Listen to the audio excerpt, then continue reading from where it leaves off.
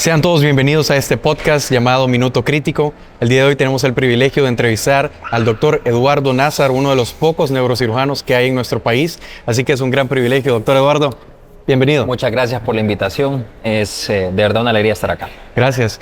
Pregunta para iniciar con todo. ¿Siempre supo que quería ser neurocirujano? La verdad, sí. Siempre supe que quise ser médico. Lo recuerdo porque tengo una carta de mi abuelo de cuando cumplí 6 años felicitándome, diciéndome felicidades doctor Nazar. Wow. Entonces ya desde ahí sabía. Y sobre ser neurocirujano, desde segundo año de medicina, desde la clase de neuroanatomía, supe que la complejidad del sistema nervioso me encantó tanto que la primera semana donde yo llevaba las morfológicas compré un sticker de neurocirugía y un sticker del hospital escuela, el hospital donde me formé, los puse en mi escritorio y así estuvo toda mi carrera de medicina hasta que logré entrar, gracias a Dios. Wow. Yo les voy a contar, yo llevé neuroanatomía y para mí eso era horrible. O sea, memorizar absolutamente todo, y es algo que siempre repaso, áreas de Broca, tantas cosas, yo no le encuentro fin. Es lo admiro. Yo, el libro de neuroanatomía, yo lo leí creo que 3 o 4 veces. La primera por para conocerlo, por gusto y para tratar de comprender. La primera para tratar de comprender algunos conceptos. La segunda para memorizar algunos conceptos. Y en la tercera ya más o menos todo hacía sentido y ya entendía. No es algo sencillo y es algo que a la primera no se entiende y usualmente hay que darle un esfuerzo extra, pero tiene que haber gusto también por ese tipo de tema. Una pregunta un poco polémica en la comunidad médica. ¿Consideraría el cerebro el órgano más complejo en nuestro cuerpo? 100%. Tal vez es el neurocirujano que habla, pero siento que es el que rige nuestros pensamientos, nuestras emociones y al final es quienes somos. El corazón tal vez nos hace existir, la oxigenación que llega al cerebro nos lo dan los pulmones, pero siento que el cerebro es quien rige quiénes somos. Nosotros somos cerebro. Sí. Wow. Diría entonces, por ejemplo, llegan pacientes graves a la emergencia. Pongamos el típico ejemplo de siempre para los que nos hemos formado en el sistema público. Paciente politraumatizado, múltiples heridas. Llega con la cabeza abierta, tórax lastimado, abdomen lastimado, fracturas. Por lo general, o lo que yo miraba mucho en mi práctica era, por ejemplo, si tenía quebrada una pierna, pero tenía abierta la cabeza, siempre la prioridad era estabilizar primero el trauma craneal. Claro. Creo que vamos en orden de qué nos puede matar más rápido, ¿no? Primero, resucitación cardiopulmonar, porque eso en minutos podemos fallecer. Pero, ¿qué es lo que queremos salvar en la persona? Si no salvamos el cerebro, ¿para qué estamos salvando a la persona, no? Porque sí, al final queremos recuperar a la persona en todo su aspecto, en todos sus sentidos. Entonces, prioridad, resucitación cardiopulmonar, pero después de eso, salvemos el cerebro. Y ya por último, pasamos a los miembros que, aunque son muy importantes porque hay pérdida de sangre, eventualmente siempre se necesita como una valoración previa del aspecto cerebral antes de que incluso se puedan operar de los miembros superiores o inferiores. Claro. Una de las cosas que hablábamos con otro de los invitados al podcast era la importancia, por ejemplo, de andar casco para los que andan en motocicleta. Yo diría que lo que predomina en las emergencias son accidentes automovilísticos. Sale volando alguien, pega con un muro, pega contra un carro. Si no anda su casco, es lo primero que se va. Sí, 80-90% de los pacientes que nos llegan politraumatizados con trauma craneoencefálico moderado o severo son personas relacionadas a accidentes de tránsito y la mayoría son pacientes en moto. Y o no andan casco o lo andan pero no lo andan sujetado. Cualquiera de las dos es básicamente igual. Entonces, uno hasta broma hace cuando los ven en la calle, los usan de visera o los usan en el codo, sí, ¿verdad? O muchos necesitan llevar 3 o 4 personas y vemos hasta una familia completa, sí, y los niños desprotegidos. Sí. Entonces, es una necesidad, pero la educación vial es súper importante para nuestra población. Totalmente. Hace poco, en el lugar donde yo trabajo, me llega a la emergencia un señor de 70 años. Él estaba haciendo algo en su casa, subido en una tarimita. Se cae golpea su cabeza, lo llevan al hospital 2 horas después, porque es una comunidad bien rural donde yo estoy. Lo llevan al hospital y solo para que lo revisen. Y yo les pregunto cómo lo miran ustedes antes, después. Pero de entrada, yo, hola, ¿cómo está? Mucho gusto. ¿Sabe dónde está? Y me dice, sí, estoy en mi casa. Y visiblemente estamos en un hospital, visiblemente. Y yo, ¿saben qué año estamos? Sí, 2065. ¿Y sabe quién es ella? Y le apunto a su hija. Dice, no sé quién es. La persona está hablando. La persona, uno piensa, tal vez solo está un poco confundido o algo. ¿Qué signos de alarma o qué cosas evalúa uno en una emergencia como neurocirujano? ¿Cuándo saber que un paciente está estable? ¿O cuándo saber que un paciente, aquí hay algo raro, quizás pueda terminar en cirugía o ocupamos más exámenes? Claro. Nosotros tenemos un pool de criterios que ya está establecido para realizar una tomografía cerebral. De entrada, si el paciente amerita una tomografía, nosotros como médicos estamos en la obligación de trasladar a ese paciente a un lugar que tenga un tomógrafo y que se pueda tener una resolución definitiva a su problema. Entonces, cualquier paciente que tenga alteración del estado de conciencia, que lo medimos en la escala de Glasgow, ya menor de 15 a 2 horas del accidente, ya necesita una tomografía y una referencia. Y eso solo para la comunidad no médica. Con escala de Glasgow es una serie de preguntas como si el paciente puede levantar sus brazos, abre sus ojos, puede contestar, o si solo cuando infligimos dolor, cuando lo movemos o apretamos, a ver si responde o no. Sí. Entonces, paciente que después de un golpe en la cabeza está con vómitos, está confuso, está agitado, tiene algún episodio de convulsión, tiene paralizado una parte del cuerpo.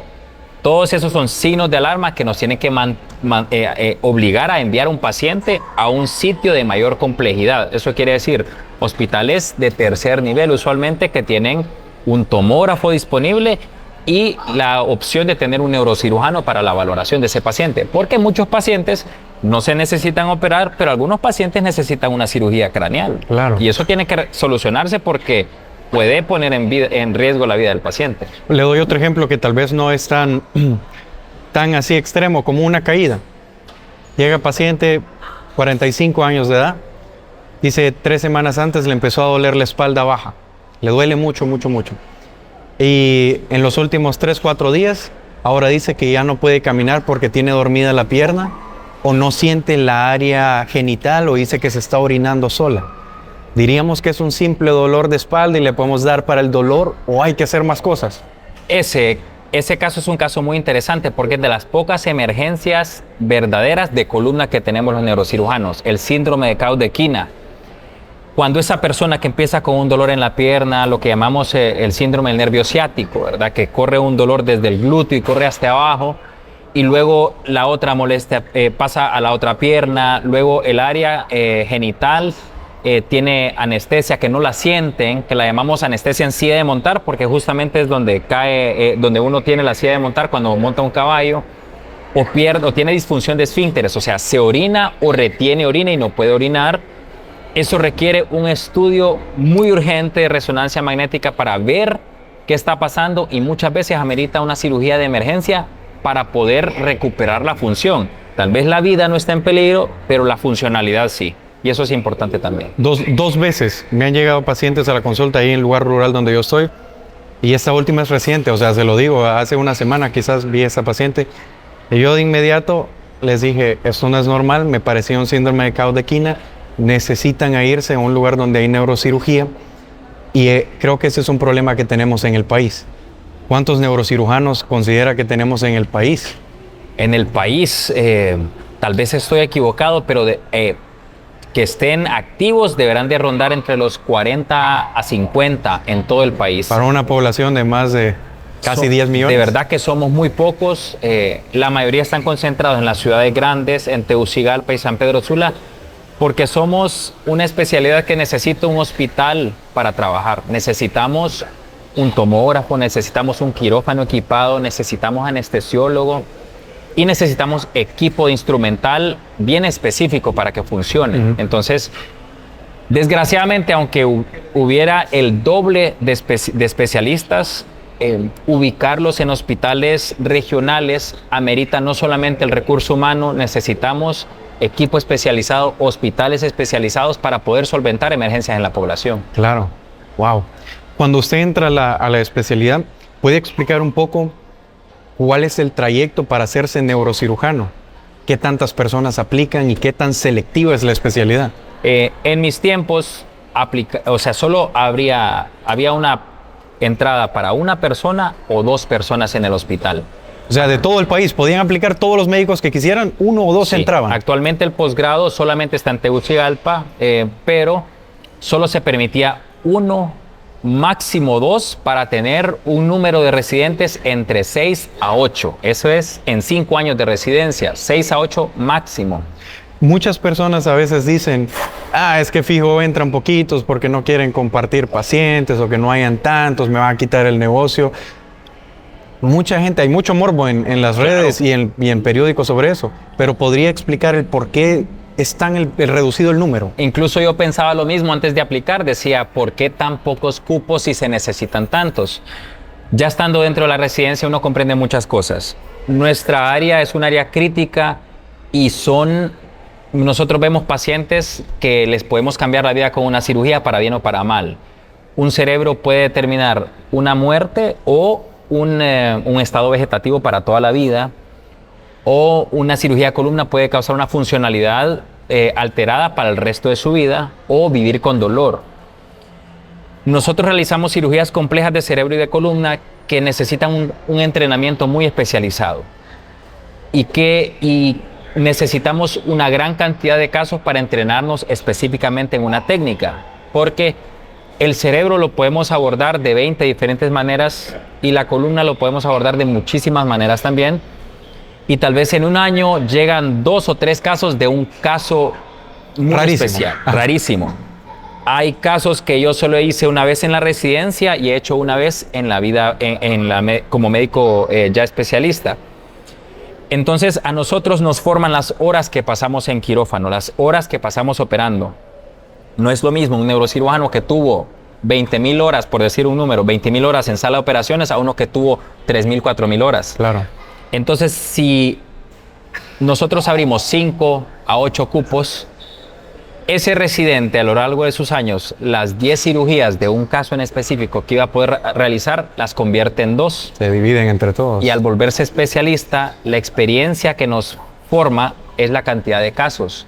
En mi primer año como neurocirujano creo que yo llegué a realizar más o menos entre 350 a 400 cirugías en mi primer año. ¡Wow! La mayoría, el 90%, 95% como asistente. Pero así es como empezamos, ¿no? Aprendemos la técnica, la vemos, la realizamos al lado de alguien de mayor experiencia y luego esa persona nos supervisa a nosotros a realizar la primera vez. Entonces es un proceso sumamente lento porque requiere mucho entrenamiento y por eso son 5 años, en algunos países son 6, 7 años. Y hasta hay una broma que dice que el neurocirujano se gradúa a los 10 años de terminar su residencia.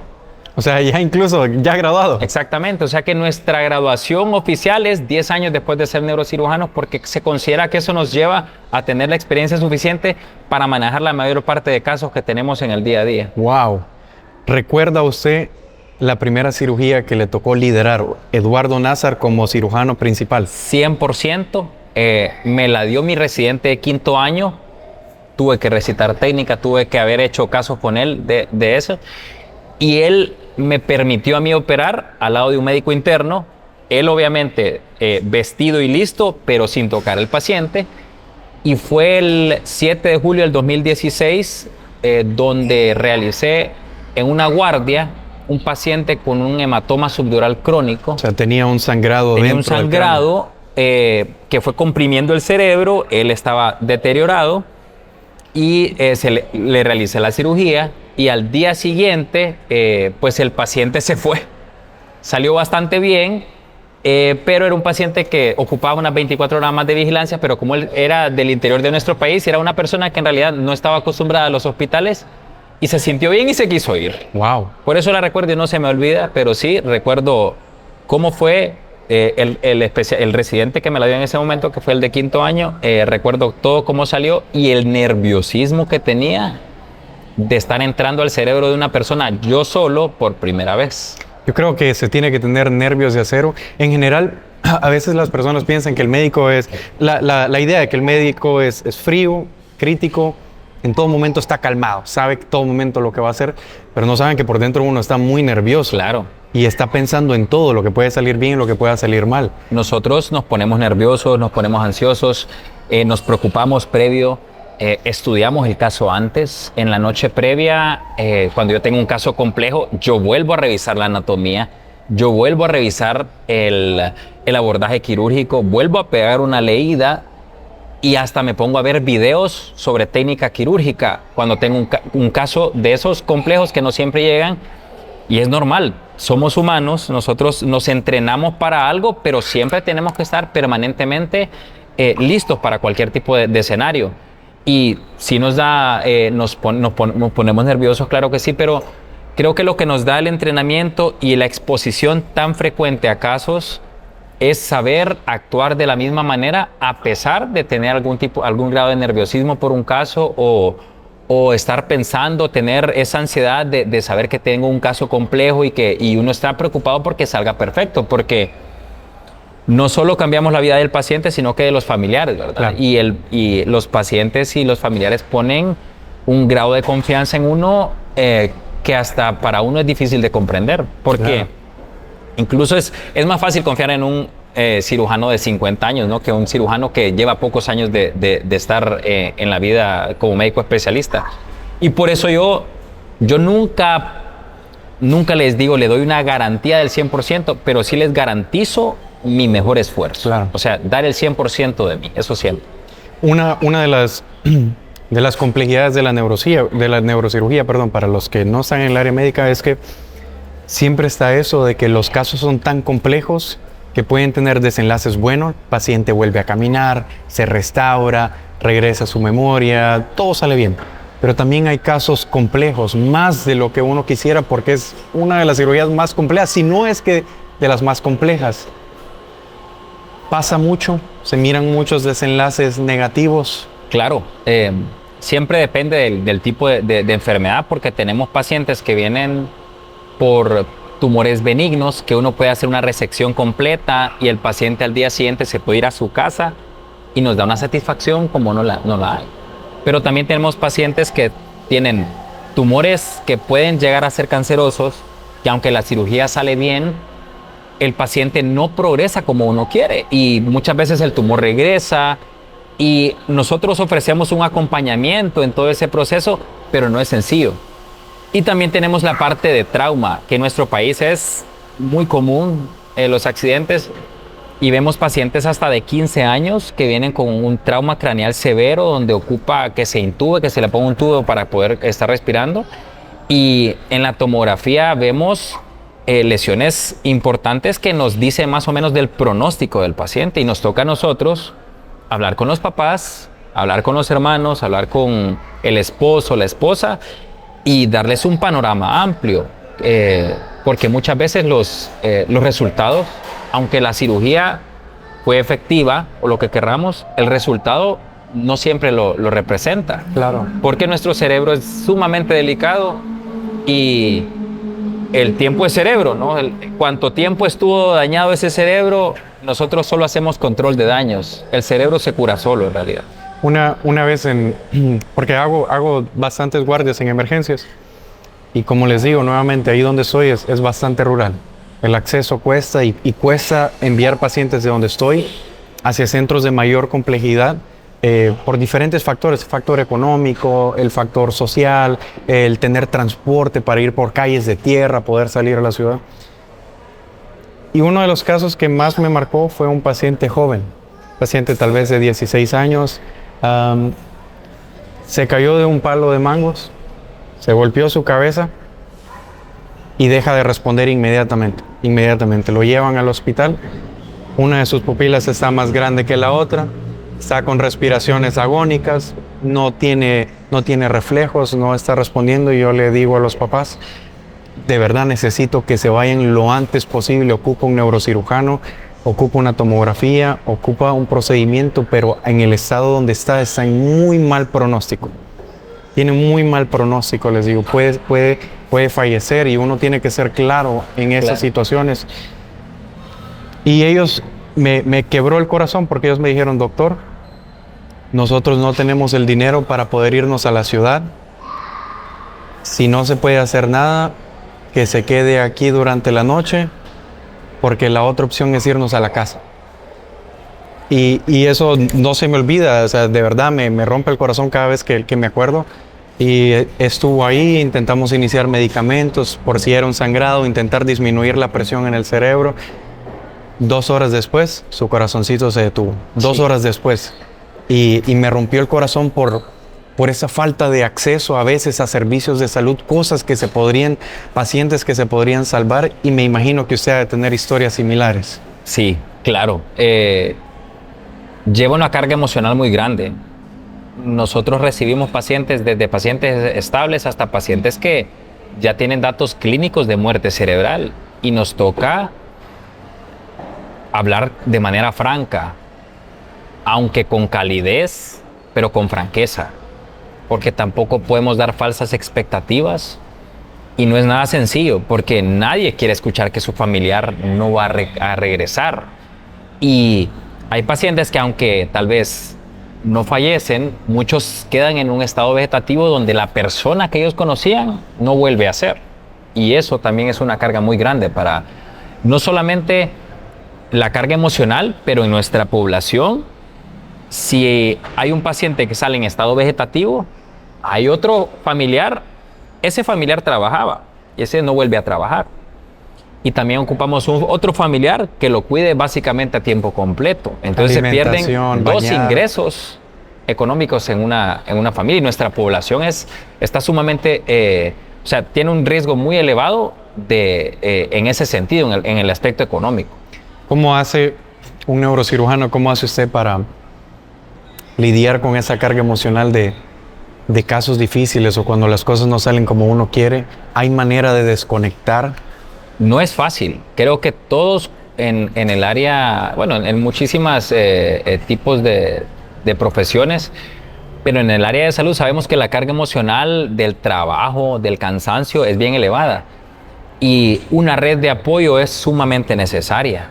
Tener a sus padres, sus amistades, la pareja sentimental, esposo, novio, lo que sea. Pero yo tengo una red muy buena. O sea, mi familia es básicamente muy importante para mí. Y sí, a veces es difícil, pero uno necesita desconectar. O sea, necesita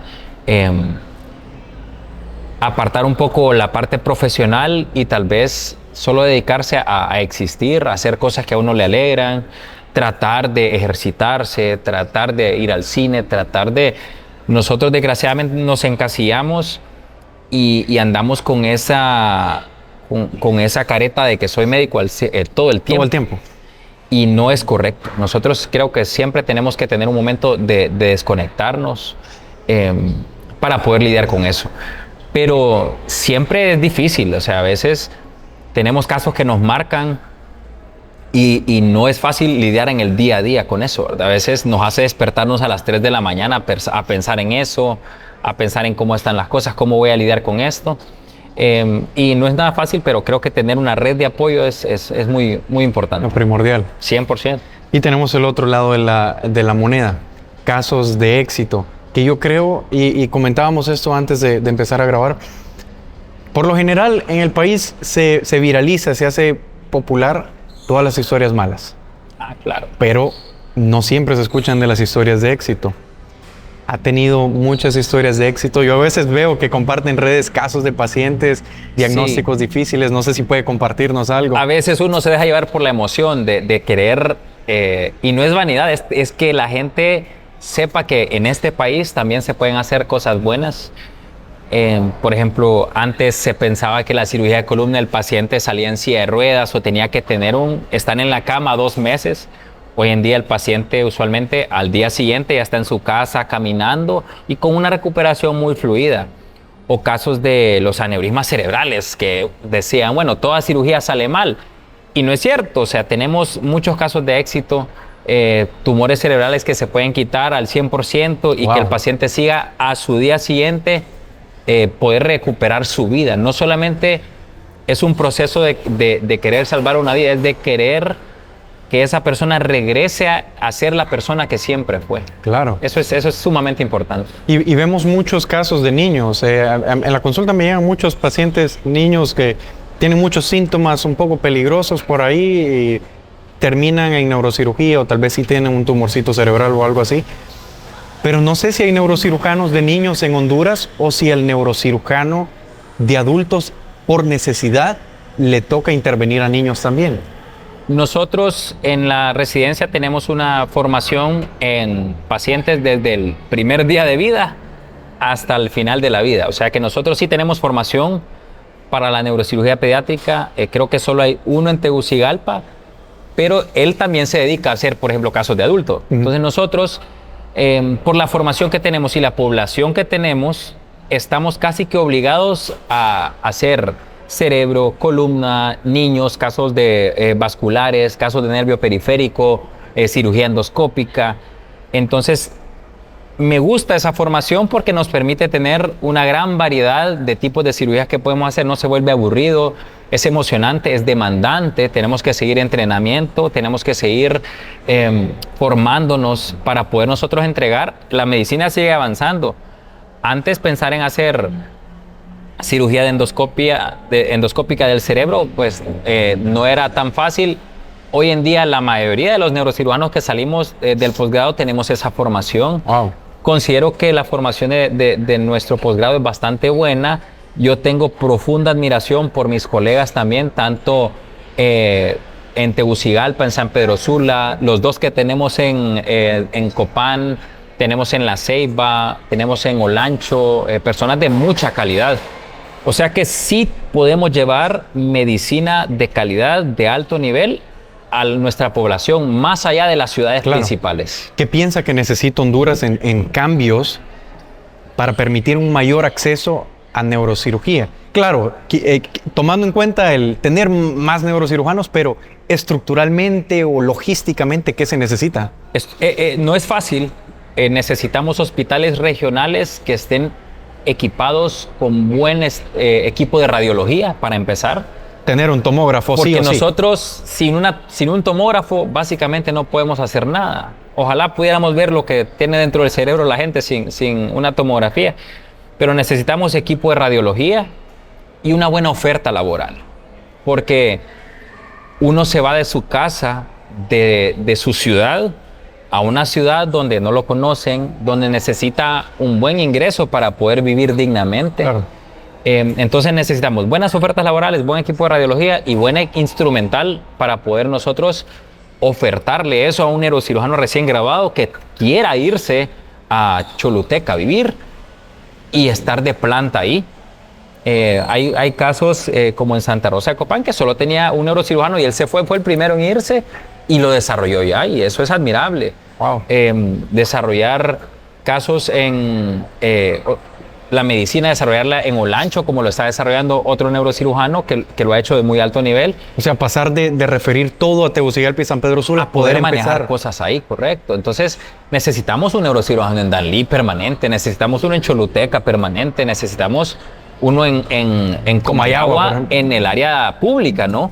Pero para eso tenemos que reforzar los hospitales que tenemos. El hospital que esté con un buen tomógrafo funcionando y que se le esté dando el mantenimiento, porque a veces el tomógrafo está funcionando y a los 2 meses se daña y no hay quien le dé mantenimiento. Pero es un camino largo y es un camino lento. La formación creo que es buena, pero necesitamos mejorar la oferta laboral y que uno se sienta cómodo para ir a trabajar en un lugar, que no se sienta deficiente la situación en el lugar. Claro.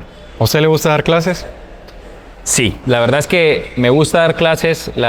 Fui instructor de varias clases en la formación. No soy maestro per se, pero siempre me gusta dar clases de tomografía, siempre me gusta dar clases de trauma craneoencefálico. Ad honorem, obviamente, ¿verdad? Uno se ofrece incluso para darle la clase a los estudiantes, pero no estoy en realidad dando clase en una universidad. Y por ejemplo, sería un sueño, me imagino, tal vez no solo para usted, pero para varios, algún día tener un hospital especializado solo en neurocirugía y poder tener avances y clases y todo. Eso sería increíble, tener un hospital de cirugía neurológica, o sea, ver cerebro y columna en su más alta complejidad. Es un sueño en realidad, pero se puede lograr con tiempo y con hermandad entre colegas. Saber que no somos contrincantes, nosotros debemos de vernos como una red de apoyo. En algunos países se hacen sociedades, aquí todavía no las hay, pero creo que podríamos hacerlo. O sea, yo tengo colegas que considero hermanos de la residencia. Yo le pongo un ejemplo, en el 2019 solo éramos 6 residentes en los 5 años de residencia. Éramos 6 residentes. Wow. Sí. Y o sea, para todo el hospital escuela solo habían 6 residentes de neurocirugía. 6 residentes, uno en la emergencia, uno en pediatría, uno en la sala de adultos, 2 operando. ¿Cómo no se volvían locos? Creo que esa hermandad que se creó, en realidad son personas que yo considero mis hermanos y son personas en las que digo, si a mí me pasa algo de salud, yo me pongo en las manos de ellos sin pensarlo.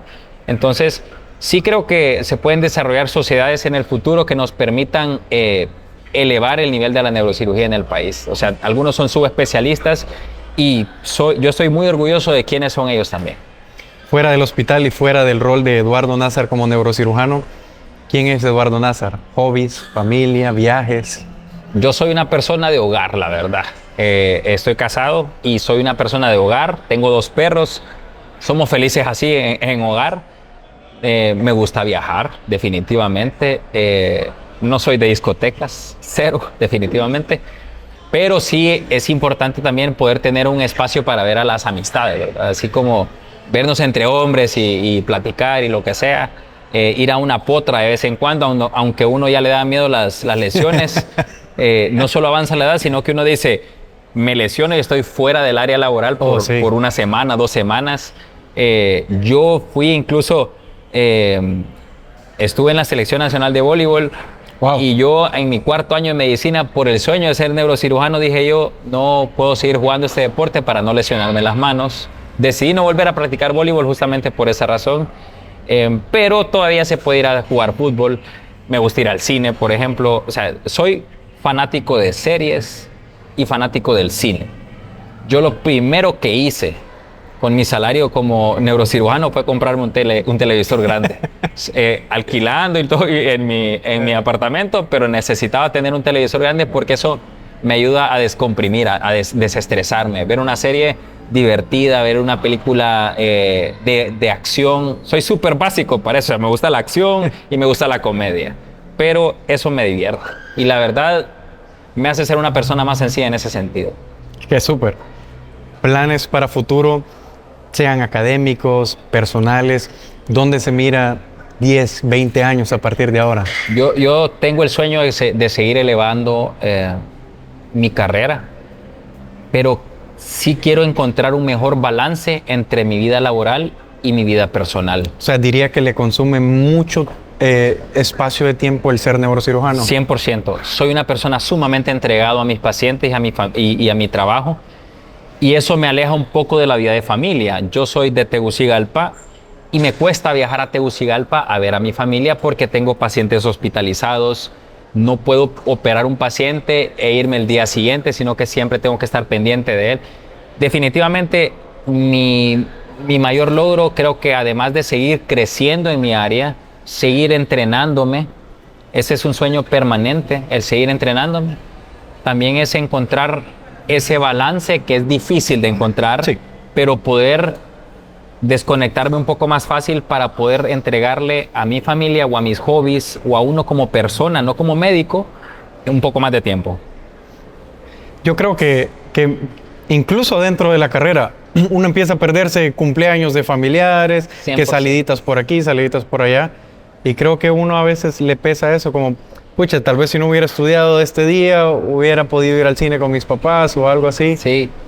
Entre todo ese afán y todo lo difícil que es el manejo de tiempo, aún le queda tiempo de, como usted decía, poder ver amigos, convivir con familia de vez en cuando. Sí, recientemente me he desligado de algunos trabajos justamente para tener un poco más de tiempo, porque es necesario. No solamente como profesionales, o sea, nosotros andamos más frescos, mentalmente más ágiles cuando hemos descansado bien, cuando hemos tenido tiempo para descomprimir. Pero también como personas necesitamos tiempo aparte. Y sí, siento que poco a poco he estado mejorando eso en mi vida. Definitivamente al inicio, recién graduado, yo tuve un episodio de burnout feo porque llegué aquí y quise, como dicen, comerme el mundo, ¿verdad? Llegué a una ciudad nueva, quería que me conocieran. Yo me consideraba bueno al salir y yo dije, yo quiero que me conozcan. A veces dice, no, suena vanidoso, no sé. Suena hasta mal decir eso, pero yo siempre he dicho una cosa y creo que el primero que tiene que creer en su profesionalidad y creer que uno es bueno es uno mismo. Sí. La mentalidad de creerse alguien excelente en lo que hace lo obliga a actuar de la misma manera. Uno se la tiene que creer, si no nadie cree en uno. 100%. Entonces uno creo que tiene que creer primero en uno y en lo que es. Y después el resto de la gente lo va a poder ver a través de las acciones de uno, definitivamente. Wow. Pacientes cuando no saben dónde acudir o cuándo acudir a un neurocirujano. O a veces piensan, no, voy a ir al internista por eso, voy a ir al médico general por esto. ¿Qué casos, diría usted, de lo común que se mira o de los síntomas comunes, diría, debería de revisarse con un neurocirujano? Claro, es en realidad que nosotros somos una especialidad que vemos ya pacientes ya referidos por otros médicos. O sea, solemos ver pacientes que ya los han visto tal vez médicos internistas, ortopedas, médicos generales, ya más como deglutidos y ya digeridos como para nosotros. Ya vemos pacientes que nos refieren con un tumor cerebral porque estuvieron con síntomas y alguien más los diagnosticó. Pero, por ejemplo, pacientes con signos de alarma en dolores de cabeza. Esos dolores de cabeza... ¿Qué es lo más común? La gente llega, no, llevo 3 años con dolor de cabeza. Miren, los dolores de cabeza no son normales. No es normal vivir con... A veces la gente dice, yo pasaba con dolor de cabeza todos los días, pero dolores normales. Es lo normal. No es normal. Ni dolor en la columna, ni dolor en la cabeza es normal. Pero hay dolores de cabeza que despiertan por la noche, que se acompañan de vómitos y vómitos y vómitos, que se acompañan de pérdida de la visión, que se acompañan con pérdida de la fuerza en un lado o con una convulsión. Eso requiere investigación inmediata con una tomografía y asistir a un neurocirujano o a un neurólogo. Muchas veces son casos de puro manejo neurológico y el neurólogo, pues si los detecta, nos va a referir al paciente o puede requerir directamente valoración con el neurocirujano. Y lo otro es la patología de columna. Yo siempre he comentado, de 10 pacientes que opero, 7 son de columna. Súper común. Súper común. O sea, la hernia discal es el día a día. La hernia discal para el neurocirujano es como el apéndice para el cirujano.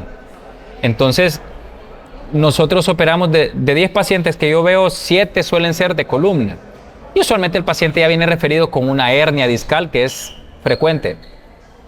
Las hernias discales, el 90% no se necesita operar. O sea, solo llegamos a operar el 10% de esos pacientes que pasan con dolor permanente en la pierna, con pérdida de fuerza, que ya probaron medicamentos, ya probaron fisioterapia, ya probaron infiltraciones y han estado rebotando mucho y que les afecta mucho su calidad de vida. Eso requiere cirugía, pero sí requiere una evaluación especializada. Claro. Y yo les digo a los pacientes, vayan por una segunda opinión, no se queden con una.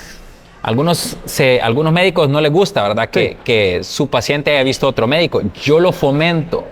Les digo, si usted tiene una duda o quiere tener una segunda opinión, vaya a buscar una segunda opinión. Eso es importantísimo. Nosotros tenemos que verlo también como una manera de revisar nuestro trabajo también, claro. ¿Verdad? Porque digo yo, tal vez yo pensaba que se podía operar, pero otro le dio otro manejo y el paciente mejoró. Eso también es una retroalimentación para nosotros como médicos. Claro. El que es humilde aprende más y eso es bien importante.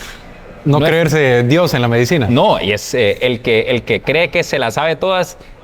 Hay maneras de cómo la vida le enseña que no lo tiene, que no lo sabe, definitivamente. Pero yo trato, y tampoco es fácil, porque uno tiene que saber que uno no lo sabe todo, sí. Y que pues la medicina es extremadamente amplia y grande. Y siempre es importante eso, ¿verdad? Tener la humildad suficiente para también pedir apoyo. Sí. La medicina, por historia, es multifactorial y también no solamente uno es todólogo, uno se apoya del internista, uno se apoya del fisiatra, del rehabilitador, uno se apoya del psiquiatra, o sea, de tantas cosas, porque pensar que yo voy a curar a un paciente solo con el bisturí, eso no es cierto. Nosotros es un proceso y apoyamos para la curación de un paciente, pero no es todo. O sea, siempre al final ocupa rehabilitación, siempre ocupa el psicólogo, porque este dolor le causó un problema muy grande. Claro. Y le causó problemas en su vida laboral, en su vida de relación, en su vida de familia. Entonces, nosotros nos tenemos que ver como parte del proceso de sanación de un paciente, pero no somos los que están curándolo y ya. Correcto, no tenemos una varita mágica para regresar al paciente como era antes. Le cuento mi historia. Diciembre, hace menos de un año. En noviembre estoy haciendo pesas, hago algo mal en press de banca para pecho. Siento un gran dolor aquí en la parte de atrás, un dolor que jamás en mi vida he sentido, cerca del cuello. Y yo, esto está raro, pero voy a dejar de hacer ejercicio, voy a descansar y tomar antiinflamatorios. Pasan 3-4 semanas, se me quita. Me despierto a las 4 de la mañana, el 17 de diciembre, no se me olvida, que no puedo mover mi cuello y no aguanto el dolor y el hormigueo en este brazo. No lo aguanto. Y le digo a mi esposa, amor, ¿me puedes conseguir algo para tomar para el dolor? Me levanto, tomo algo, voy al baño. En lo que quiero ir a orinar al baño, lo último que recuerdo es que estoy orinando y ¡pum! Me desconecto, caigo desmayado en la ducha, me desmayo, golpeo mi cabeza con el muro de la ducha. Mi esposa escucha, me encuentra tirado, ella es médico, hace primeros auxilios básicos, revisa que tenga pulso, que yo esté respirando, espera ahí conmigo, me estabiliza el cuello para no golpearme más. Y todo esto rural, a 2 horas del centro más cercano de estudios de imagen. Despierto a los 30 segundos, le digo que no sé qué pasó. O sea, recuerdo todo excepto qué pasó. Y los dos estamos de acuerdo en que ocupo ir a un departamento de emergencias y ocupo estudios de imagen. Yeah. Llego, piden rayos X del cuello, la rayos X no se mira realmente tan algo raro, y me piden una tomografía de la cabeza para descartar que no esté sangrando por el golpe que me di. Se mira normal. Logro conseguir una consulta con un neurocirujano en La Ceiba. El doctor Fernando Sierra fue mi médico en ese momento y realmente gracias. Muy buen médico. Sí, muchas personas lo recomiendan en la ciudad. Y me dice, me hizo evaluación física y me dice, Javier, yo creo que tu disco, uno de tus discos en el cuello, quizás pasó algo, tal vez se reventó, algo se movió de su lugar, cervical, una hernia, algo tocó algo, hizo que te desmayaras y explica el dolor. Hagamos una resonancia. Me hacen la resonancia, cabal, una hernia C5, C6, que explicaba varios de los síntomas que yo tenía. Y lo primero que se me viene a la mente, ya siendo médico, es me van a operar el cuello. Y es un gran miedo, uno tiene miedo que lo operen de cualquier cosa. Claro. Pero más columna, me imagino yo. ¿Le pasa que las personas le tienen miedo? 100%. Cuando les dice, me presentan, ¿verdad? Es neurocirujano. A la orden les digo, uy, no, ni quiera Dios, me dice. Claro, nadie quiere. O sea, yo les digo, espero jamás ser su médico, pero si me toca hacerlo, está en buenas manos, les digo. Pero nadie quiere que lo toquen el cerebro y la columna. No. Bueno, ni yo, pues. Sí. Pero uno creo que tiene que tener la capacidad de transmitirle seguridad, transmitirle la información correcta a los pacientes. Y hoy en día la cirugía ha avanzado tanto que son muy seguras las cirugías de columna. Eso que la gente se quedaba inválida, la verdad eso es hace 15, 20 años, cosas cuando la medicina no era tan avanzada. Hoy en día operamos con microscopios quirúrgicos de alta potencia. Y de verdad que nuestro entrenamiento se ha elevado tanto que podemos ofrecer cirugías de muy alto nivel y con bastante seguridad decirle al paciente que pues va a estar bien y tratar de transmitirle esa seguridad, pero definitivamente nadie quiere que lo toquen, ni del cerebro ni de la columna. Y yo eso fue lo primero que le pregunté, doctor, con mi hernia piensa que ocupo cirugía, y me dijo las mismas palabras. Javier, el 90% de los casos pueden ir sin operar con medicamentos y rehabilitación, y solo el 10% que desarrollan otros síntomas de alarma, como hablábamos, hay que operarlos.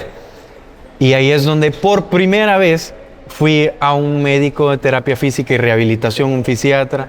Empecé a tomar medicamentos a largo plazo y todo. pero muy importante la parte psicológica.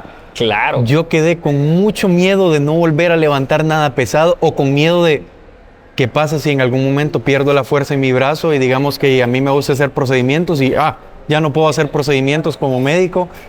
O sea, hay un gran miedo después de diferentes lesiones en diferentes partes del cuerpo. Claro, pero tengo pacientes que han vuelto a levantar copas de fútbol porque son futbolistas y he tenido pacientes que juegan deporte y que regresaron a la normalidad.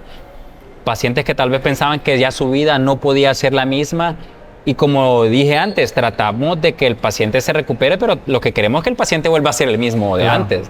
Claro. La gente cuando va a una cirugía, el mayor temor es que no vuelva a ser la misma persona. Eso da mucho temor. Volverse dependiente de alguien, no ser tan productivo como antes. Y esa es una carga para nosotros y ese es el compromiso de uno como médico en mi área, por ejemplo, que yo considero que es crítica, ¿verdad? Considero que todas las especialidades son necesarias, pero algunas conllevan un poquito más de presión en el sentido de que nuestra cirugía pues puede dejar a alguien bastante mal y nuestro compromiso es dejar un paciente nítido. Y no solamente eso, sino que se recupere y que sea el mismo de antes o incluso se sienta mejor que antes. Claro. Doctor, y una última sección para las personas que escuchan en sus hogares. ¿Qué es lo peor que uno puede hacer? Alguien se golpeó la cabeza o el cuello, lo atropellaron, porque a veces pueden haber traumas en el cuello y eso. ¿Cómo puede uno asegurarse de mantener quietita a la persona y no hacer algo incorrecto? Claro. Mire, nosotros siempre tenemos que confiar en las personas de rescate, ¿verdad? Los que llegan, el personal de salud que llega a donde sea que ocurra un accidente. Muchas veces la gente quiere darle agua a la gente y ahí sí definitivamente jamás se debe hacer. Un golpe en la cabeza, querer levantarle la cabeza y darle un trago de agua, porque esa persona puede broncoaspirar o aspirar el contenido que nosotros le queremos dar hacia sus pulmones y empeorar la situación. Lo más importante es alejar a esa persona del riesgo principal si está en la calle, por ejemplo. O sea, que no le pase un carro. Que no le pase un carro por encima, pero ya al tenerla ahí, simplemente tratar de estabilizarle el cuello y llamar a personal entrenado. Si es una persona que está entrenado, va a saber cómo movilizar a esa persona, ponerla en una camilla, asegurarla y poder transportarla de la mejor manera. Pero ¿qué pasa? Muchas veces estamos lejos. Si están lejos para que llegue una ambulancia y hay un carro disponible, lo más importante es tratar de mover a la persona en un solo bloque. O sea que no si rotamos a la persona, que una persona sostenga el cuello y lo esté moviendo en bloque al movilizarla para un lado, meter una tabla o algo que encontremos que sea recto y tratar de asegurarla ahí. Y hay maneras de hacer collarines con cartón, ¿verdad? Usted encuentra un cartón y hace un círculo y lo puede pegar con cualquier cosa y ponérselo para que tratar de que el cuello no se mueva tanto. Y eso va a ayudar a por lo menos estabilizar la columna cervical y evitar que tenga una lesión agregada o que tenga una nueva lesión que no tenía. Y eso pasa a veces con RCP. Pacientes RCP, vamos a dar compresiones al pecho e intentar abrir un poco su vía aérea para poder darle oxígeno.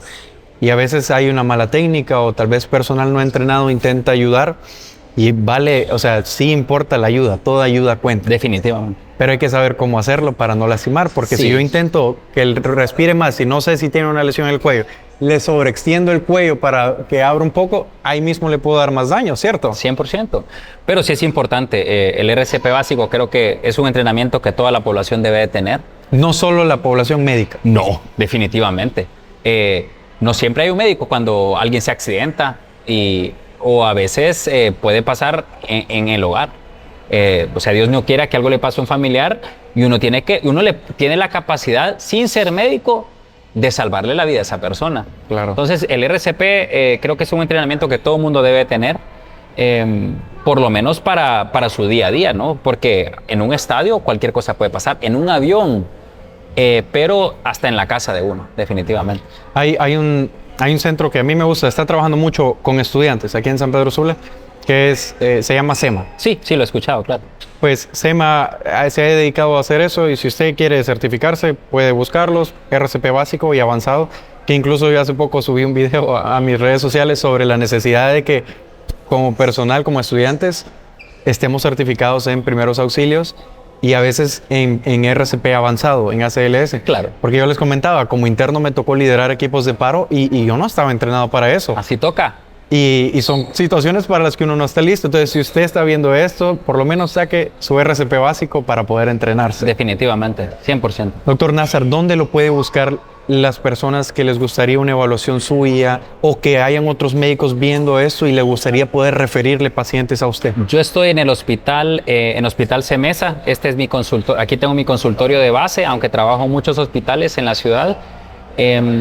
Pueden contactarme en mis redes sociales. Ya, por fin, yo sé que no es fácil esto de las redes sociales, pero ya tengo redes sociales. Se llama Dr. Nazar, así lo busca, es un poco más fácil. Y si no, estoy en el consultorio 55, aquí en CEMESA. En CEMESA. ¿Algún número de teléfono o algo? Lo podemos dejar aquí en la pantalla en caso de que usted quiera contactar a su equipo. Sí, el 9958-1581 es mi número que tengo para pacientes. En ese me pueden mandar un mensaje. Yo sé que no siempre es lo ideal, pero yo trato de mantener una comunicación muy fluida con los pacientes o con los familiares de los casos. Siempre me he tenido ese compromiso de mantener una comunicación directa con ellos. Excelente. Doctor, una última recomendación para las personas que nos miran. Siempre es importante tener un médico de base. Yo siempre le digo a la gente que no espere hasta el último momento, no espere hasta que las cosas se agraven. Si tienen enfermedad, sea cual sea que tenga, traten de tener un médico de base.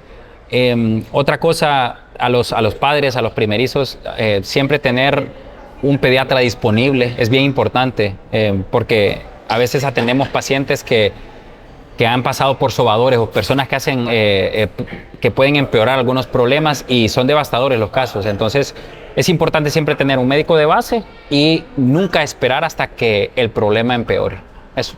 Muchísimas gracias a todos por ver este video y como ya saben, minuto crítico, cada segundo y cada minuto cuenta en las emergencias. Le damos gracias al doctor Nazar por haber compartido con nosotros hoy. Muy alegre de estar acá, me encantó la verdad y muy feliz de poder compartir con usted. Muchas gracias, doctor.